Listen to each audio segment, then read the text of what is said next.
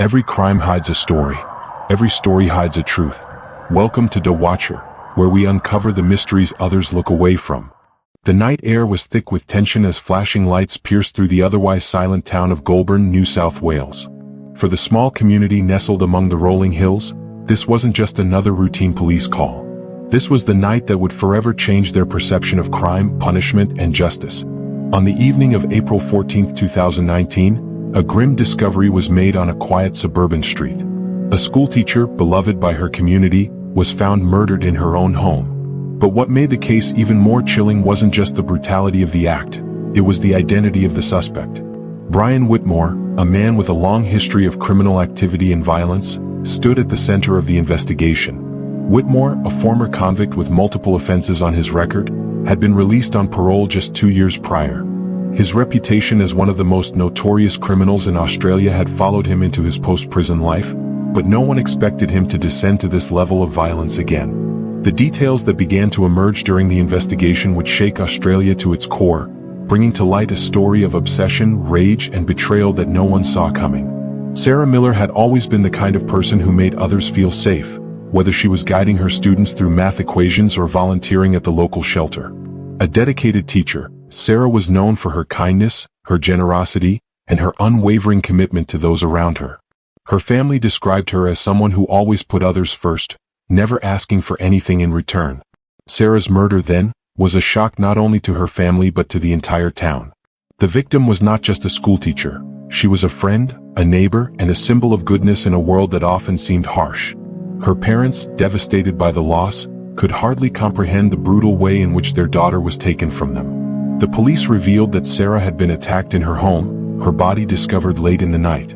But the most disturbing aspect wasn't just the murder itself, it was the possibility that someone she knew, someone who had once walked in the same hall she taught in, could be capable of such an act. Her family members, during interviews with the press, struggled to make sense of the tragedy. She was a good person, her mother stated tearfully. She had so much to live for. And now it's all gone. The town, too, was shaken to its foundation.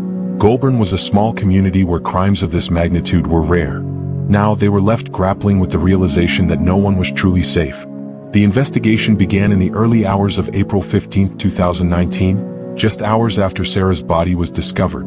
Police worked tirelessly, piecing together the events leading up to the murder. But what they found was far more chilling than anyone had expected. April 14, 9:30 p.m., Sarah leaves work. Sarah Miller, just like every other evening, left her school after a long day of teaching. She walked to her car, heading home to her quiet suburban house. Her last text message was to a friend, confirming plans for dinner the following day. Nothing out of the ordinary, until she didn't show up for dinner that night. April 14, 10:15 p.m., the attack. In the stillness of the night, the attack occurred. Sarah's front door was forced open. The assailant, later identified as Brian Whitmore, entered the home. The precise details of what transpired during those moments remain a mystery, but the evidence spoke volumes. Sarah had fought back, leaving marks on her attacker. But it wasn't enough. She was overpowered and murdered. April 15, 12 a.m., a disturbing pattern emerges. As detectives began to examine the scene, they uncovered evidence that connected Brian Whitmore to Sarah's murder. A bloody handprint found near the door, forensic evidence on Sarah's clothing, and, most damning of all, a trail of digital footprints leading straight to Brian. Brian had been under surveillance by local authorities for months. His behavior was erratic and often concerning. He had previously been involved in several violent incidents, and authorities had been watching him closely, especially given his recent release from prison. The evidence against Brian Whitmore seemed to grow by the hour. Forensics played a pivotal role in confirming the police's suspicions, but digital evidence would ultimately tie him directly to the crime. Forensic evidence. DNA found on Sarah's body, as well as fingerprints on her front door, placed Brian Whitmore at the scene of the crime. But the breakthrough came when investigators discovered a blood-stained jacket in his possession, a jacket he had worn on the night of the murder. DNA samples collected from the jacket matched Sarah's blood, a chilling confirmation of his involvement. The digital footprint left behind by Brian Whitmore was even more incriminating. Investigators found a series of text messages between Brian and a friend, discussing Sarah Miller in unsettling detail. In one text, Brian wrote, "I've been watching her. She won't see it coming." These messages, along with location data from his phone, confirmed that Brian had been tracking Sarah's movements for weeks. Several neighbors reported seeing Brian near Sarah's house in the days leading up to the murder. One witness described seeing him in the area on the night of the crime, walking away from Sarah's home shortly after the time of death. When questioned, Brian denied being near the house, but his alibis were weak, and his behavior increasingly suspicious. The forensic evidence, digital clues, and witness testimonies painted a damning picture of Brian Whitmore. But even as the evidence mounted, one question remained. Why? What had driven him to murder Sarah Miller? Brian Whitmore's past was marred with violence, but his history didn't explain why he had targeted Sarah. He had been incarcerated for several years, serving time for assault and robbery, but he was released on parole just 2 years prior. His actions after his release, however, suggested a man struggling with anger and resentment. Brian's criminal history was long and violent. He had been involved in several altercations, both before and during his time in prison. His record was a litany of offenses including assault, theft, and attempted murder. However, none of his past crimes had been as calculated and brutal as the murder of Sarah Miller. Psychiatrists who examined Brian suggested that his violent tendencies stemmed from a mixture of mental instability and deep-seated anger.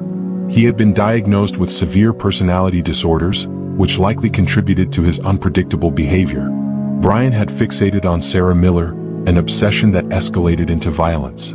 When questioned by the police, Brian's story kept changing. Initially, he denied any involvement in the murder, but as evidence mounted, his confession became more fragmented. In one instance, he claimed to have no memory of the crime, but then offered disturbing details about the attack. His inconsistent statements made it clear that Brian was either hiding something or wasn't fully in control of his actions. The trial of Brian Whitmore began in 2020, just over a year after the murder. The prosecution wasted no time in presenting the damning evidence. The bloodied jacket, the text messages, and the witness testimonies that all pointed to Brian as the murderer. The defense tried to argue that Brian was suffering from severe mental health issues, claiming that he should not be held fully accountable for his actions. But the prosecution countered with compelling evidence that Brian had planned the murder in advance, presenting the jury with the chilling details of his obsession with Sarah. After just 3 days of deliberation, the jury found Brian Whitmore guilty of first-degree murder. The judge sentenced him to life in prison without the possibility of parole, a sentence that left little room for forgiveness.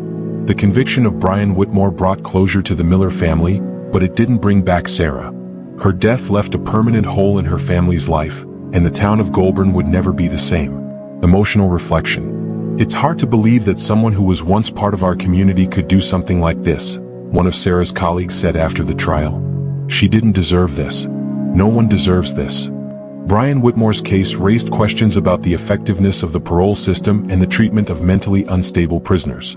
It also highlighted the importance of keeping a close eye on those released from prison, particularly those with violent tendencies. Despite Brian's conviction, many questions remained. What could have been done to prevent Sarah Miller's tragic death? Was there more to Brian's motive than had been uncovered? And was there a larger issue within Australia's prison system that allowed a man like Brian to slip through the cracks? The story of Brian Whitmore and Sarah Miller is a haunting reminder of the fragility of life and the importance of vigilance. As the case fades into history, we are left with questions that remain unanswered, and a sense of unease that will linger long after the courtroom drama has ended. For more chilling true crime stories, subscribe to The Watcher. Every crime hides a story. Every story hides a truth. Welcome to The Watcher, where we uncover the mysteries others look away from.